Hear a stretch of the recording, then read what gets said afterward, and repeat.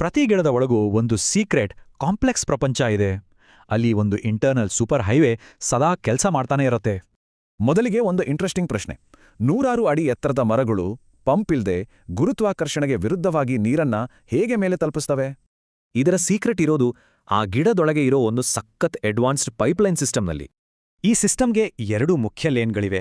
ಅವೇ ನಮ್ಮ ಈ ಕಥೆಯ ಹೀರೋಗಳಾದ ಕ್ಸೈಲಮ್ ಮತ್ತು ಫ್ಲೋಯಮ್. ಕ್ಸೈಲಮ್ ಅಂದ್ರೆ ಒನ್ ವೇ ರೋಡ್, ನೀರನ್ನು ಮೇಲೆ ಮಾತ್ರ ಸಾಗಿಸುತ್ತೆ. ಫ್ಲೋಯಮ್ 2 ವೇ ಹೈವೇ ಇದ್ದಂಗೆ ಫುಡ್ ಸಪ್ಲೈ ಮಾಡುತ್ತೆ. ಹಾಗಾದ್ರೆ ಗ್ರಾವಿಟಿಯನ್ನೇ ಚಾಲೆಂಜ್ ಮಾಡಿ ನೀರು ಮೇಲಕ್ಕೆ ಹೇಗೆ ಹೋಗುತ್ತೆ? ಬನ್ನಿ ಈ ಮಿಸ್ಟ್ರಿ ನೋಡೋಣ. ಇಲ್ಲಿ 2 ಫೋರ್ಸ್ಗಳು ಕೆಲಸ ಮಾಡ್ತವೆ. ಒಂದು ಬೇರುಗಳಿಂದ ಬರೋ ಸಣ್ಣ ಪುಷ್, ಇನ್ನೊಂದು ಎಲೆಗಳಿಂದ ಬರೋ ಪವರ್ಫುಲ್ ಪುಲ್. ಬೇರುಗಳಿಂದ ಬರೋ ಪ್ರೆಷರ್ ಸ್ವಲ್ಪ ಹೆಲ್ಪ್ ಮಾಡುತ್ತೆ, ಆದ್ರೆ ದೊಡ್ಡ ಮರಗಳಿಗೆ ಅಷ್ಟು ಸಾಕಾಗೋದಿಲ್ಲ. ಹಾಗಾದ್ರೆ ನೀರನ್ನ ಟಾಪ್ವರೆಗೂ ತಲುಪಿಸುವ ರಿಯಲ್ ಇಂಜಿನ್ ಯಾವುದು? ಅದೇ ಟ್ರಾನ್ಸ್ಪಿರೇಷನ್ ಪುಲ್.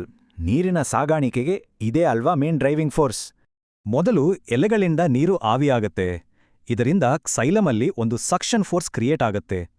ನೀರಿನ ಅಣುಗಳು ಒಂದಕ್ಕೊಂದು ಅಂಟುಕೊಂಡು ಬೇರಿನಿಂದ ಎಲೆ ತನಕ ಒಂದು ವಾಟರ್ ಚೈನನ್ನೇ ರೂಪಿಸ್ತವೆ. ಎಲೆಗಳಲ್ಲಿನ ಈ ಸಕ್ಷನ್ ಇಡೀ ವಾಟರ್ ಚೈನನ್ನೇ ಮೇಲಕ್ಕೆ ಎಳೆಯುತ್ತೆ, ಲಾಂಗ್ ಸ್ಟ್ರಾನಲ್ಲಿ ಜ್ಯೂಸ್ ಕುಡಿದ ಹಾಗೆ. ಸರಿ, ಇದು ನೀರಿನ ಕಥೆ.